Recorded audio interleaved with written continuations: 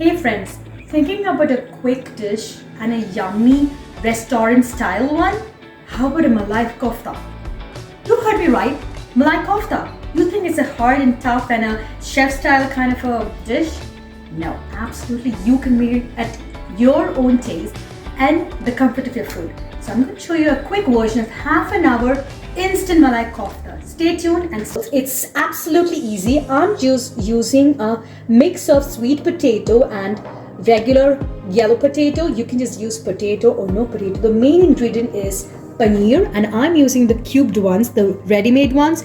You can use homemade paneer if you want to make it from scratch, or if you have leftover paneer, just take it and just smash it. And the main thing is coming a little bit of mixed nuts. I have some cashews and almonds from my previous recipe. I had we need some raisins, but I'm using some dried cranberries. You can use any blend of dried fruits you want. That is basically what Malai Kofta means. It's a Navratna, or Malai Kofta means it's a king style dish or a butter gravy.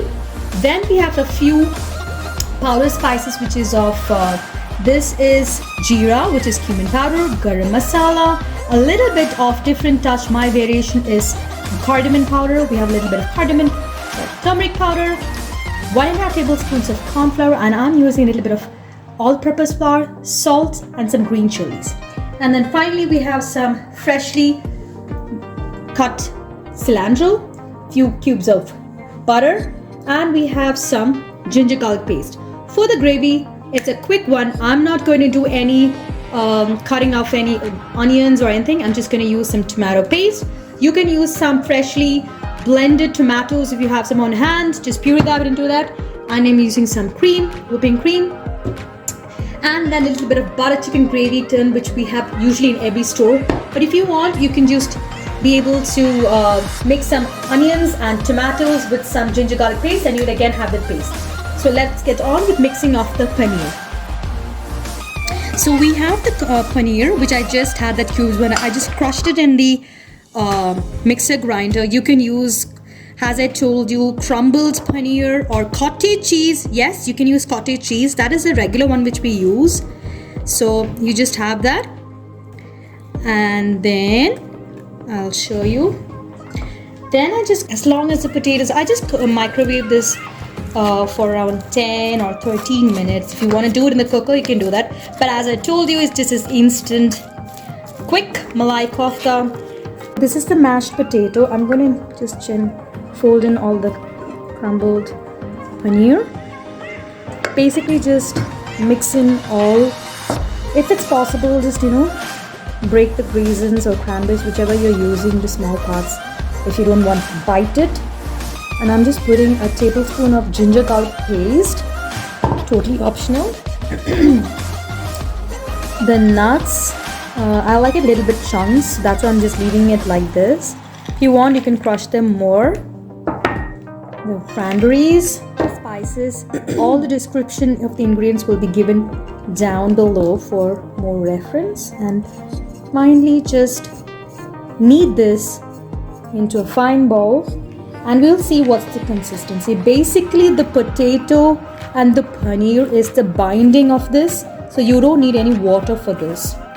Just keep gently smashing everything and getting them into a kind of a ball, like a golf size ball or any type of size. You want it elongated shape, and so I'll just show you what is the shapes you can be able to get it. And then deep fry them or shallow fry them, however you like it, and then bake the sauce, put it into that. You have Malai Kofta. So I'll show you that. So these are the balls. You can have elongated shapes or just round shapes, whatever preferable.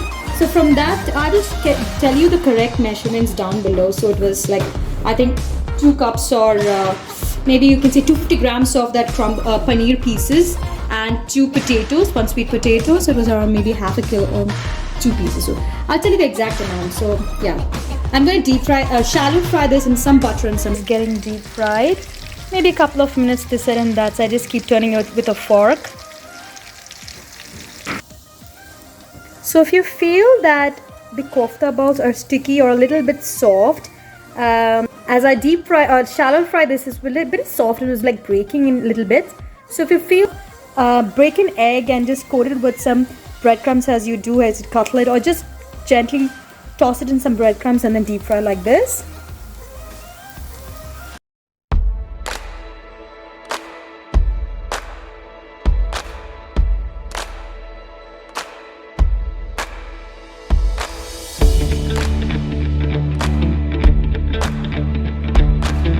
So we continue by making the gravy. Add 2 tablespoons of butter into the heavy bottom pan with 2 tablespoons of oil, and then we start adding the sauces and some spices. So I just added half a teaspoon turmeric, 1 teaspoon Kashmiri, or you can see just the color chili powder. You can use paprika powder if you're in the international state, and you can say 1 teaspoon of cumin powder, because usually cumin powder gives it a good flavor, and just mix it.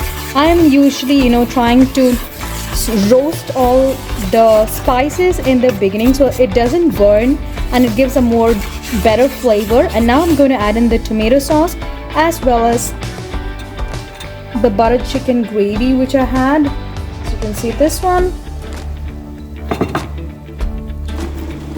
So in goes the sauces, which is around 400 ml of tomato sauce or tomato paste or pureed tomatoes, and just half of that butter chicken gravy. If you don't have that, you don't have to worry. You can just blend some red onions or white onions along with 3 to 4 blanched tomatoes, and with a few like ginger garlic paste, or that's about it, and some couple of chilies. You'll get a nice butter chicken flavor. Basically it's just pureed tomatoes and cream and all, so we have that anyway, so you don't need to worry about that. But if you have that, you can just grab that for $3 or $2 and you'll be able to do this. So I just added some half a cup of water into the tomato, and I'm gonna add it into the sauce. For extra flavor, I'm adding a little teaspoon of cinnamon and nutmeg powder, and this is crushed methi, dried methi leaves, which is called Kasuri methi. This is the one you can say ingredient that uplifts any Indian rich dish and the restaurant style. That's the one. It's usually the play between tomato puree, butter and kasuri methi and cream. These are the 4 ingredients which comes to any butter or malai gravy. So as we can see, this is getting boiled. We add some salt and this few flavors of spices and little dollop of butter will be done. So I added in the cream, which is just a regular whipping cream, 35%. You can use Amul fresh cream or any cream which you get over there, or you can use even milk. That's not a big deal. If you have a little milk powder, you can just add a little bit hot water in that and make it a thick consistency, and that can be also added. So you don't need to worry about any kind of ingredient being not there.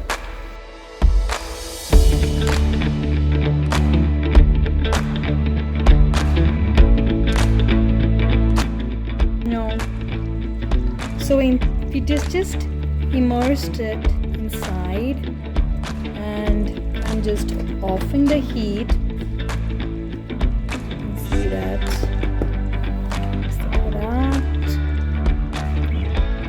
Guys, this is the finished product. This is Malai Kofta, my version. Very quick and instant. If you just follow the steps, I'm sure you guys can nail it. So the balls were placed in the last stage. You can just garnish with some more cream and cilantro. Please do give it a try. I'm sure you guys are going to enjoy it. Thank you.